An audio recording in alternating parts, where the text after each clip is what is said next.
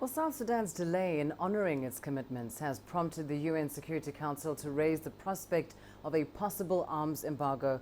Russia has already refused to support such sanctions. Our UN correspondent Liling Tan has more.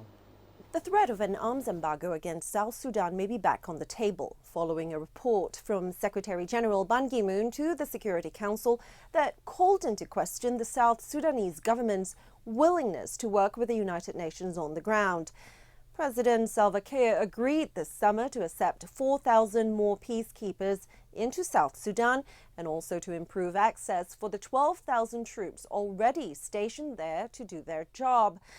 But the assessment report that was seen by various news organizations described efforts by the government to obstruct the UN peacekeeping mission, as well as a demand by the government to include South Sudanese soldiers in United Nations aid convoys. This is a problem because a Security Council resolution that was adopted in August stipulated that if the UN chief finds that the South Sudanese government wasn't meeting its commitments, the Council would then meet within 5 days to consider an arms embargo. The ambassador to the United Nations from the UK said Tuesday if there isn't full cooperation from South Sudan, it would be time to consider the arms embargo.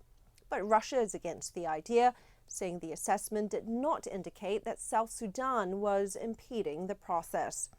Now, the United Nations' efforts to broker peace in South Sudan has had limited success. A peace deal was adopted over a year ago, but fighting has continued along ethnic lines, and peacekeepers and foreigners have also been targeted. The latest developments also come as China denied allegations that its peacekeepers had abandoned their posts in a July attack against foreigners near the UN mission compound. China's defense ministry said that the allegations by the US-based Center for Civilians in Conflict were malicious speculation and that Chinese peacekeepers had remained at their post, organized reinforcements, and also rescued wounded soldiers. Liling Tan, CCTV, New York.